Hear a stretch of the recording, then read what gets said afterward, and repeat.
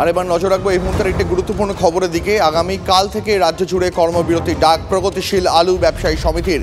বাঁকুড়ার জয়পুরে হিমঘর মালিকদের সংগঠনের সঙ্গে বৈঠকের শেষে এই কর্মবিরতির কথা ঘোষণা করল প্রগতিশীল আলু ব্যবসায়ী সমিতি। দাম নিয়ন্ত্রণের জন্য ব্যবসায়ীদের ওপর ক্রমাগত চাপ ও আলু রপ্তানিতে বাধা দেওয়ার প্রতিবাদে কর্মবিরতির ঘোষণা। এর জেরে আগামীকাল থেকেই রাজ্যের বাজারে আলুর যোগান কমে যাওয়ার আশঙ্কা। সমিতির দাবি, রাজ্য সরকারের সঙ্গে আলোচনার রাস্তা খোলা রেখেই এই কর্মবিরতি পালন করবেন রাজ্যের আলু ব্যবসায়ীরা। এবার একটা উদ্বেগের খবর দেখাবো, খুব বড় একটা সামাজিক উদ্বেগ। নিজের স্কুলের ছাত্রীদের অশ্লীল ছবি বানিয়ে ভাইরাল করার অভিযোগ ছাত্রের বিরুদ্ধে। শহরের এক স্কুলে উচ্চ মাধ্যমিকের বেশ কয়েকজন ছাত্রীর ছবি জোগাড় করে ওই স্কুলেরই ক্লাস 10-এর এক ছাত্র। তারপর মোবাইলে এআই অ্যাপ ব্যবহার করে ছাত্রীদের অশ্লীল ছবি তৈরির অভিযোগ তার বিরুদ্ধে। বিষয়টি সামনে আসতেই ছাত্রের পরিবারকে ডেকে পাঠায় স্কুল কর্তৃপক্ষ। অভিযুক্ত ছাত্রের বিরুদ্ধে থানায় অভিযোগ দায়ের করেছে স্কুল। আমাদের অজান্তেই আমাদের কিছু ব্যবহার আমরা দৈনিক দিনে এমন করে ফেলি যেটা বাচ্চাদেরকে কোথাও গিয়ে আমরা একটু একলা করে দিই। তখন স্বাভাবিকভাবেই সেই বাচ্চাটা বুঝতে পারে না যে কিভাবে তার পারিপার্শ্বিক যে একাকিত্ব সেটাকে সে কীভাবে মেটাবে। তখন হয়তো সে সেই যেগুলো করা উচিত নয় সেই দিকগুলোতে সে ঝুঁকে পড়ে। বাচ্চারা হয়তো বোঝে না, ওদের দোষ দিয়ে লাভ নেই, কিন্তু আমরা তো ওদেরকে দিয়ে দিচ্ছি, ইজিলি অ্যাক্সেসিবল হয়ে যাচ্ছে। এবং কিছু জিনিস আছে যার জন্যে বাচ্চারা ভুল পথে চলে যাচ্ছে।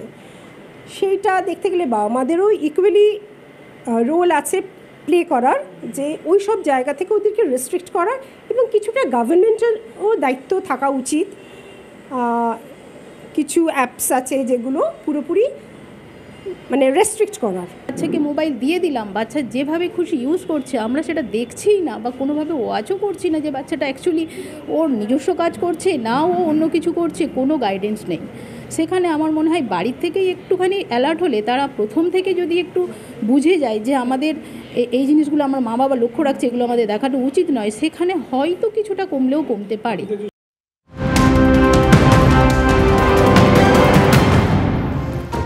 তার বর্তমান অবস্থা অনেকটা তৈলাক্ত বাঁশ আর বাঁদরের বাঁশে চড়ার পাটিগণিতের অঙ্কের মতন হয়ে গেছে।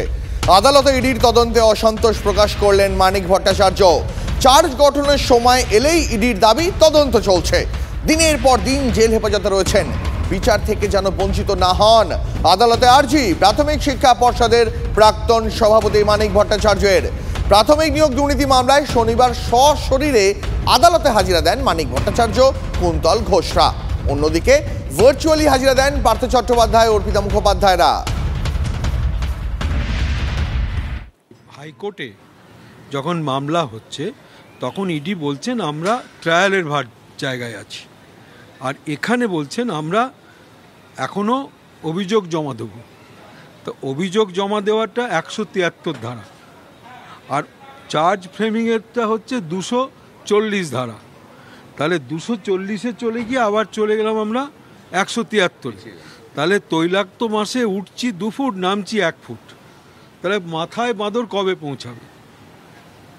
এটাই আমার প্রশ্ন ছিল। উনি প্রশ্নটি গ্রহণ করেছেন।